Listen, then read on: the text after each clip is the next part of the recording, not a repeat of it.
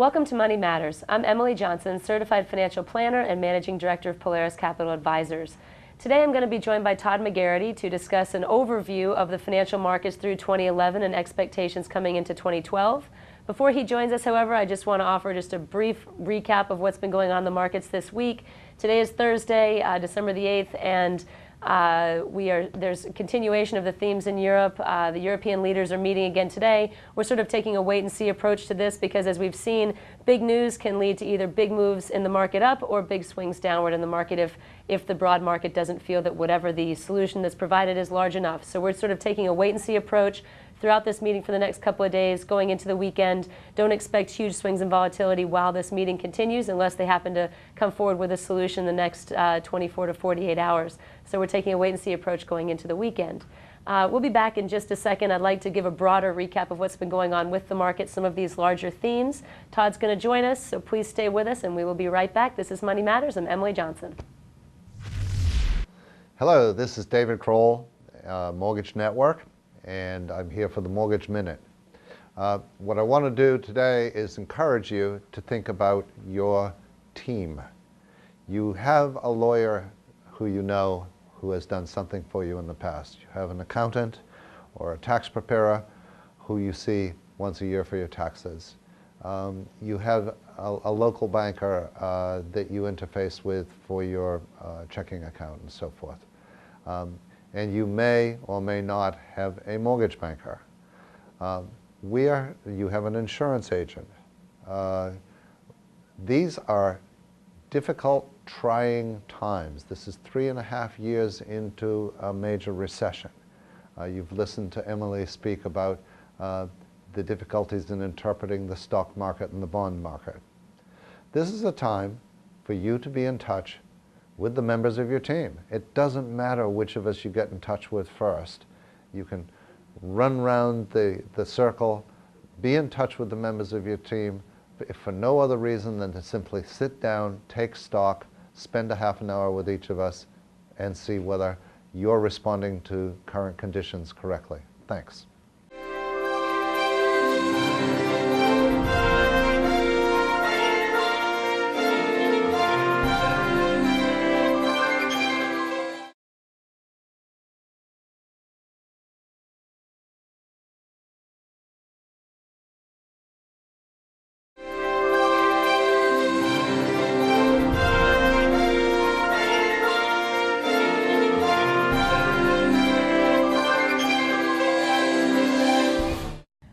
Welcome back to Money Matters. I'm joined today by Todd McGarity, Equity Portfolio Strategist at Polaris Capital Advisors. And we thought that this would be a good time, given the fact that we are here in the second week of December, to give sort of a recap of the markets through 2011. We've had a tumultuous year, a very volatile year. We've seen up markets, flat markets, and extremely down markets just over the course of 11, 12 months. So wanted to give a brief recap of that and maybe look at some of our expectations for 2012. Certainly we've been receiving a lot of questions, both from viewers and also from our clients, about what our expectations are and if this volatility is going to continue. So let's talk a little bit about coming into this year. We had really high expectations. We had unemployment that we were expecting to go lower. The Fed was helping out with quantitative easing. We had improving company fundamentals. So our expectations were high. Talk to me about the first half of the year.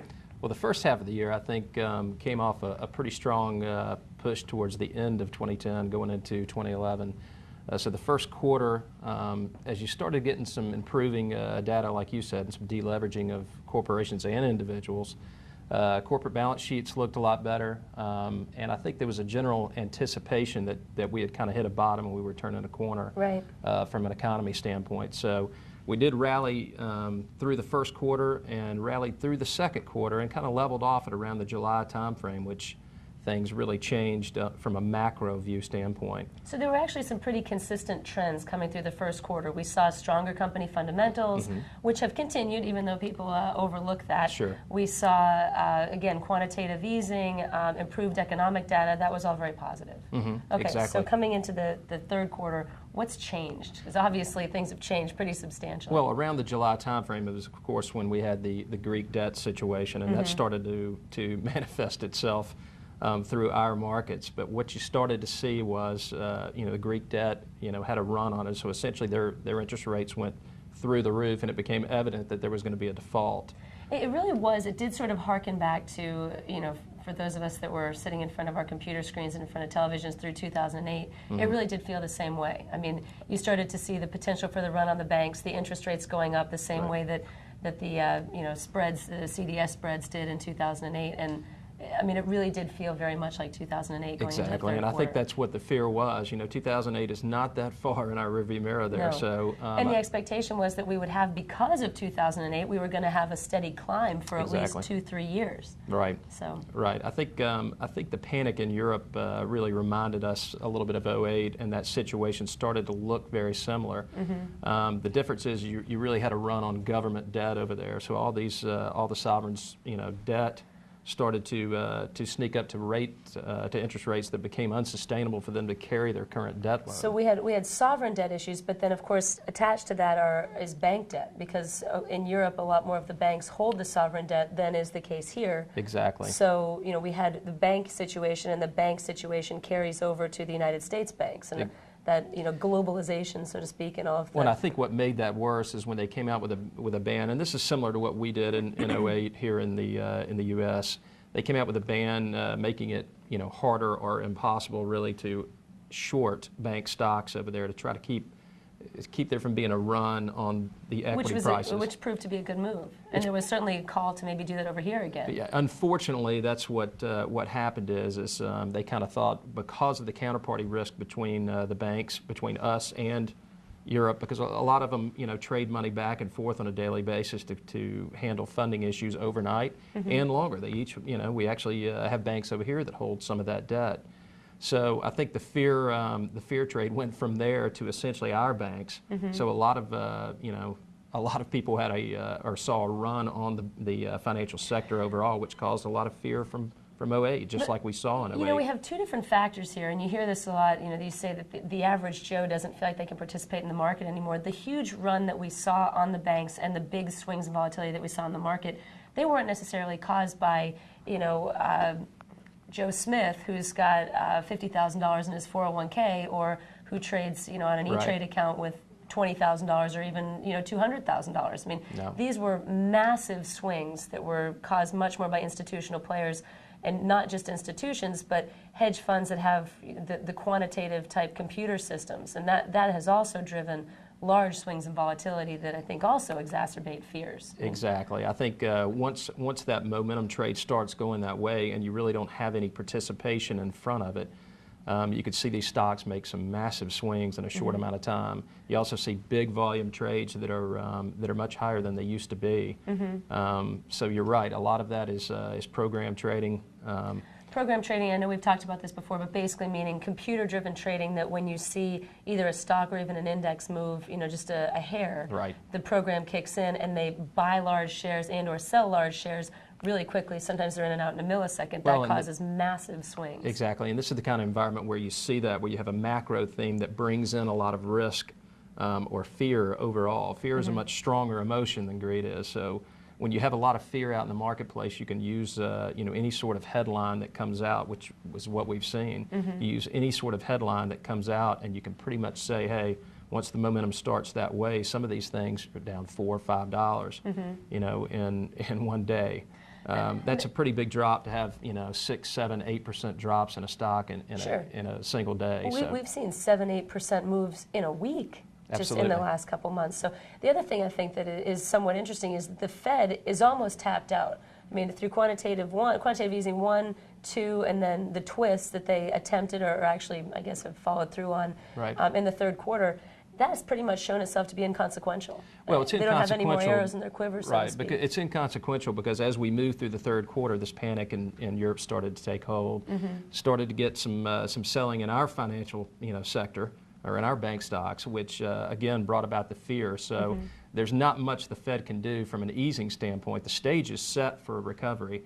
So I really feel like going into next year, if we can get this Europe thing behind us, meaning they come out with some plan, it's not going to be a fix-all, but if they can come out with some plan knowing that they've stopped an absolute collapse of their financial system, I think we're setting up for a good year because like what we said, You know, our actually Our fundamentals look good. Our fundamentals look good, and the Fed has pushed rates down to, you know, a very, very low level historically. Right. So the stimulus is in the system. It's just going to take a while for it to move through these macro issues. Right. So I think right now is a great opportunity to get some, you know, get some high quality stocks at a very cheap prices. So we're not necessarily pushing our buy Kramer button on this necessarily, but there's still more out there. Still got to be careful, and the macro, you know, the macro theme rules the day. You never know what headline you're going to get that's going to send that swing 300-400 points in the market, and it's a scary thing for the individual investor, especially. And more investors are watching CNBC. You know, they're looking at it real time, either on their television, iPad, whatever it might be. Yeah, we're more connected, you know, than ever, which is good in some ways and bad in others. It really makes us headline focused, which right now is how the market trades. Okay, well, let's take a quick break. In a second, I'd like to come back and talk just really briefly about technical and fundamental looks at the market, just very briefly, and then take a look at coming into 2012. So thank you very much. We'll be right back. This is Money Matters. We'll see you in just a minute.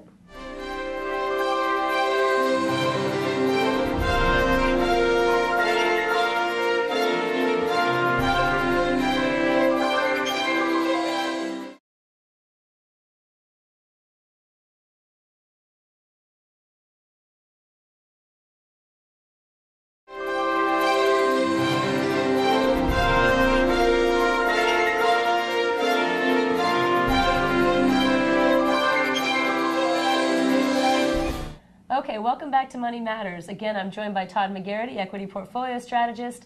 And I wanted to talk just real briefly, since we've mentioned a few of these vocabulary words, so to speak, in our previous section here. Fundamentals and technicals are the two ways that people assess the market, that analysts assess the market. There's lots of ways, but those are the two primary ways. So fundamentals, that's looking at a company's balance sheet. It's looking at a sector's price to earnings. Price to earnings, exactly. Different ratios, that type of thing. So very hard numbers that are based on historical performance and expectations going forward. You also have technical analysis, and that's really your expertise. And that's also what we hear a lot more about on CNBC these days, because with the fluctuations that we see in the market, the volatility in the market, it's throwing the technical indicators out of whack. So what are some of the basic technical indicators that the market or the technical analysts rely upon? And why is that so difficult now? Well, we try to use, you know, or I try to use a combination of both, a little bit of value, you know, type approach, which is fundamental, along with technicals. If both of those align, you've got a pretty good chance of success in a stock.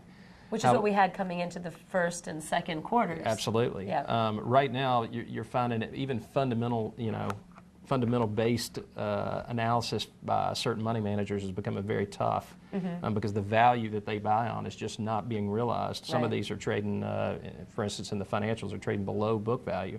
You know, book value is something that really is used to. It's basically assets on the book. Right, it's what you could sell if you had to liquidate. That's exactly right. And some of those, believe it or not, are trading below that tangible book value, which is driving these value guys crazy. From a technical standpoint, it hasn't been much better either, because those indicators are getting broken, you know, on a daily basis when you have these kind of swings that we've talked about. And those indicators, not to interrupt you, but we're sort of looking at a broad moving average is kind of what we're looking at. We try to even out some of the swings in the market by looking at long averages of performance and looking for longer term In technical analysis, what we try to do is identify the trend in relative strength of a stock, meaning how the stock trades relative to other stocks in its peer group, other stocks in the market. So the stronger a relative strength a stock has, the more resilient it is to the downside. However, some of these moving average lines that we use a 200-day moving average and a 50-day moving average. So again, you're looking to smooth out the 100-point and 200-point moves and the 50-point Stocks will always move along those.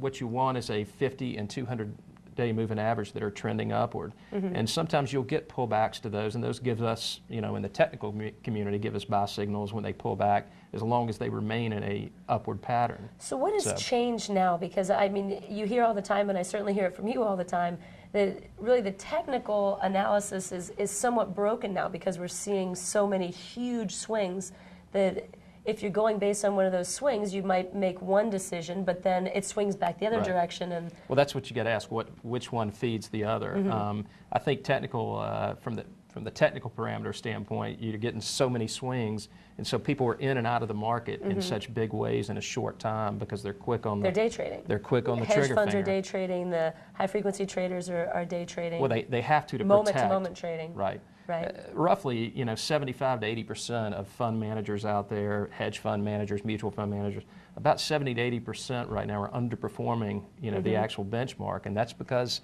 it's a very popular statistic. That's right. Yeah. I mean, and it has been tough because of the headline risk. Any fund manager is quick to protect the assets on the downside, especially when we get gaps down of 400 points. Right, 7% in a week. Right. So if you trigger something in the technical, community, if you trigger a moving average line where you're out, to keep your losses at a minimum, you might get a headline that sends the market up 350 the next day. Right. So it's been tough for the value guys and for the technical guys. The value guys, like I said, haven't done very well either. The technical guys haven't done well. It's just been a really tough market this year because of all the excess macro view headline risk. So, just to try to pull some positives from this, I mean, one positive that we could definitely see is that has caused a lot of cash to remain on the sidelines. We've seen a flood into treasuries, other high-grade corporate bonds, that type of thing. So we've seen a flood into cash. Presumably, once we see a leveling out of this volatility, we're going to see some of that cash come back into the markets. Well, let's talk about because it is the greatest way. Let's talk about some of the positives going into into this, because I think once we do get past this European situation, meaning there's some sort of plan to tackle this this run on European bonds, I think you'll see the market calm down, and that's what the market's waiting on. That's why the market's actually held up pretty well. We've got a deleveraging of the consumer that has been going on for several years now. Right, and the statistics are bearing that out. The economic news is bearing that out. Exactly. So we're starting to see signs of a bottom in the housing market. Hopefully. We had James Wedgeworth was on last week, and we discussed just that. And right. He might have some arguments there, but he's certainly hopeful. At least we're seeing some dry up of the bottom in inventory or distressed sales. So hopefully we see a bottoming in the near future on the housing market.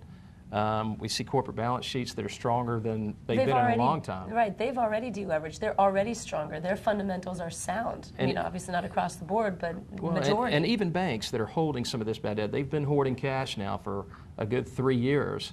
This yield curve makes it tough for them to make money, but as the economy improves, you're going to start to see long rates, move up, which is going to increase banks' profitability.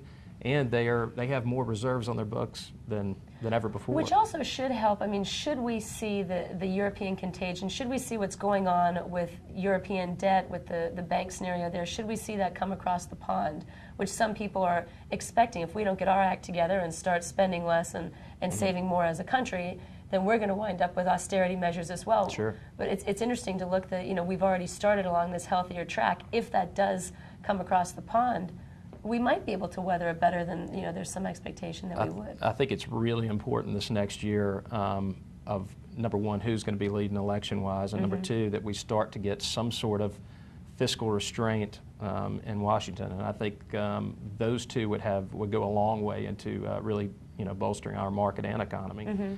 Knowing that our debt overall is coming down. You see what happens when you have strong, what were considered strong foreign countries like Italy, France.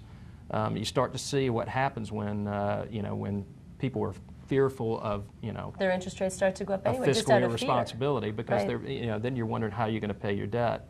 I think if we could start to get our debt load down around the 20% of GDP, I think we'll be okay. We're right now at 25, which historically is very high. This presidential election is probably going to be a lesson in economics for a lot of people, actually. Absolutely. Because, as you listen to Newt Gingrich, as you listen to just the Republican primaries, a lot of that conversation is, it's the economy, stupid. Back to that again. Well, I think the market, and I think the market and the economy will be somewhat timid until we know some sort of direction in Washington. I think that's our big risk, is not necessarily the European contagion continuing, but that contagion starting to move over here to our shores. So what would be your top piece of advice then for folks that are in the market, with their retirement, with their children's savings at this point? What would be your top piece of advice right now as we look at the end of December coming into the new year? Well, I will say this, that from a macro standpoint, the European economy is really not that big a part of our overall GDP.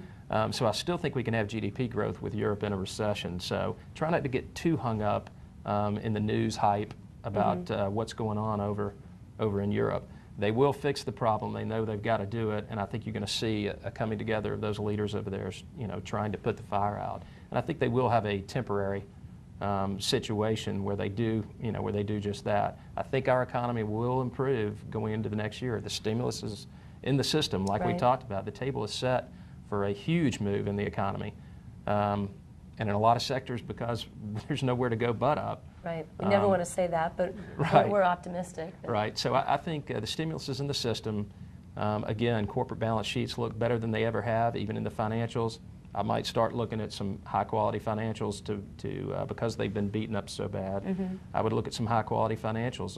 You're going to have a stress test coming out at the first part of the year, which is going to tell us, a little story about bank balance sheets, how much reserves they do have. So I think what you'll find is that the reserves are much more than people anticipated. So I think where it was one of the worst performing sectors towards the second half of this year, I think you're going to see that it's going to outperform to the same extreme next year. Good. Well, we look forward to that. Okay. Thank you very much for joining us today, and we'll be back with just a minute in parting shots from Money Matters. I'm Emily Johnson. This is Todd McGarity, and we'll see you here in just a minute.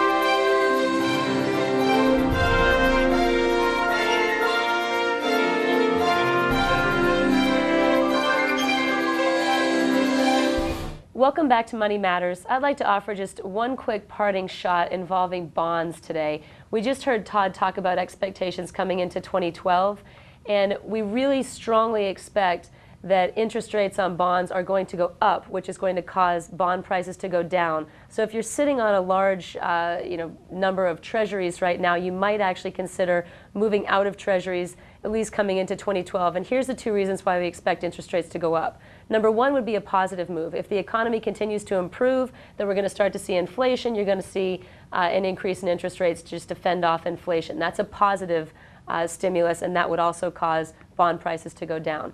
The second reason would be more of a negative stimulus, and that could be if we see the fear trade continue over to the United States. As we've seen in Italy, as we've seen in Spain, as their bond yields have gone up based on fear, we've seen bond prices there go down. Should that spread across the pond, the same thing could happen here as well. So we could have a positive stimulus causing interest rates to go up, or a negative stimulus that would cause interest rates to go up. Either way, it's really worth looking at your bond portfolio right now and consider how much of your portfolio is exposed to treasuries. So that's my quick parting shot. Should you have any questions on that, please give me a call. Please, if you have any ideas, especially coming into this new year for shows, we welcome your ideas. We really appreciate all the ideas that we've had thus far. Check us out on Facebook. Send me an email at Emily@Polaris Capital Advisors. Look forward to hearing from you. That's all for today. Thank you very much for joining us. This is Money Matters, and I'm Emily Johnson. Have a great week.